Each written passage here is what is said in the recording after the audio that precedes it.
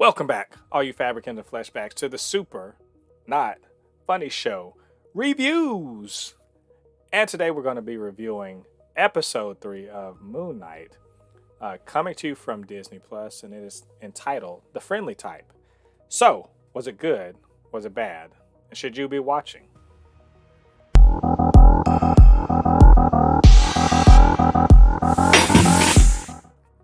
LADI, we've reached the halfway point. We're halfway there, as Bon Jovi would say, and we're finally starting to see what this show is really about. I mean, we more or less know. Oh, we got to stop Amit from doing, I guess, killing her, from doing the Thanos thing, and by doing so, we got to stop Harrow and his cult, and somehow Mark Spector's going to be have to figure out how to do it.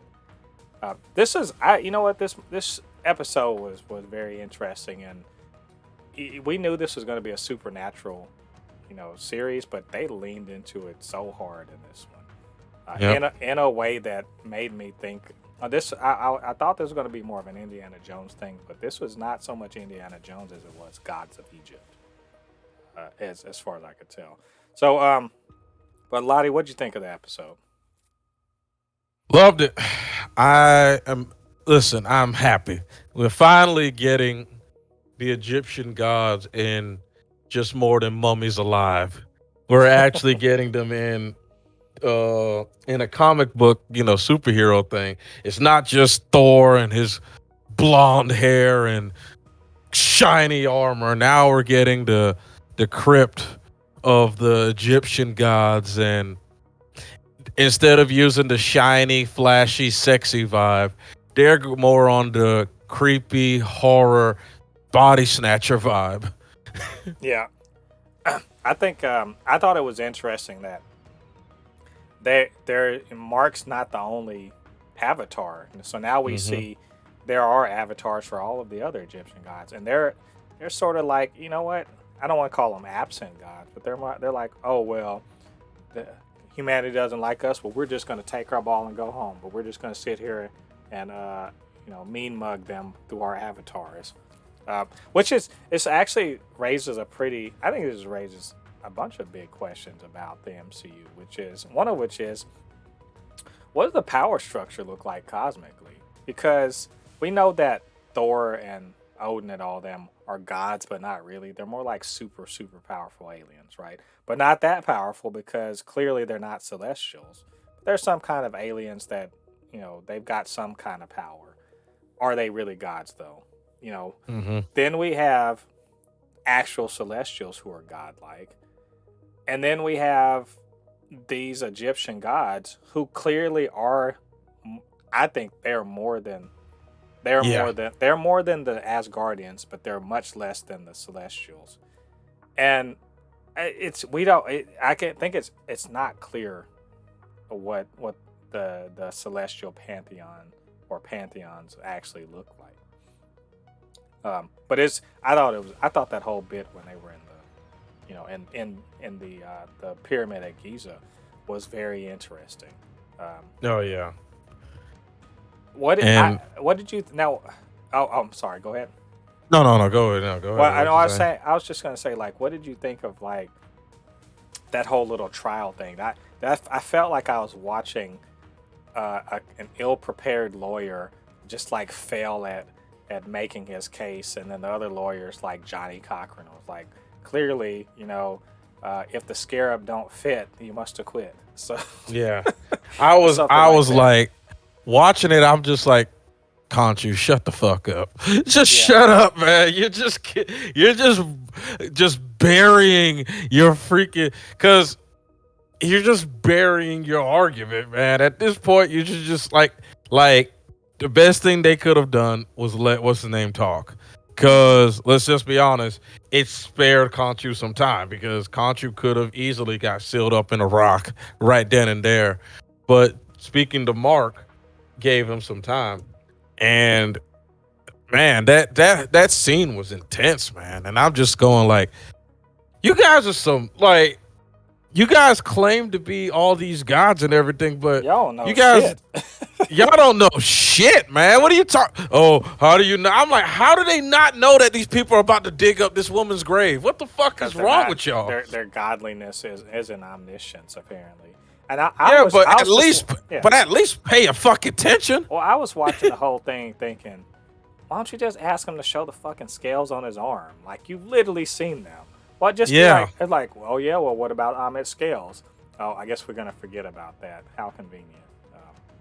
I, you know what? I don't think I like this episode as much as you did. This episode just it's kind of solidifying in my mind that I really like this show, but I don't love it. Like I haven't had that feeling yet of like yes, this is everything I want. I've had feelings of like, all right, this is cool. Okay, I get this. Oh, that's interesting, but I haven't had the love vibe from it yet. I don't know why. There's a lot of cool stuff going on in here, and I think Oscar Isaac is just like killing it. There's a part in this episode where because he's playing two different characters obviously. There's a part in this episode where I was like this dude is acting his ass off, and that part is the part where Steven finally gets to take the body back over, right? And we spent like the whole episode watching Mark sort of be his brooding or self trying to be the badass and be Khonshu's warrior, and then sort of trying to keep Layla at arm's length, which I don't understand. Why would you keep that woman at arm's length? Like, in what world does that make sense? But he's trying to keep her safe. I get it. And of course they're divorced and they've had problems. So I'm just like, what is going on here? And there's a certain way he acts towards her. But then when Steven comes into the body, that point where he's putting together the star map, and she kneels next to him, he looks at her, and there's this moment. I don't know if you noticed it. There's this moment where you can absolutely see Oscar Isaac is playing a completely different person, and it shows in the way his face and just his reactions. And you can see Layla realize that she's talking to somebody completely differently, and she's saying Steven's smitten with her, and she kind of like is responding to it. That scene right there sold the entire episode to me, because there's other cool stuff happening in the episode, but just that character moment it just hit me just right that I was like, man, I think I like Steven more than I like Mark, even though Mark is the ass kicker. I do like Steven more than I like Mark, but I do want to mention the elephant in the room. There's a third personality. Yeah. Yes. Who is this mysterious third? I mean, I have uh, guesses about it, but who's this mysterious They are third brutal. person that went ham? Like, Yes. I loved seeing Mark being like, "Whoa, hold on, what's up with these blackouts?" Because he's not used to being on that end of it, and so it was also nice to see Mr. Knight show up. I do also want to shout out. Obviously Ethan Hawke is doing a great job in his role. I do want to shout out Juliel Gaspard. Rest in peace to him.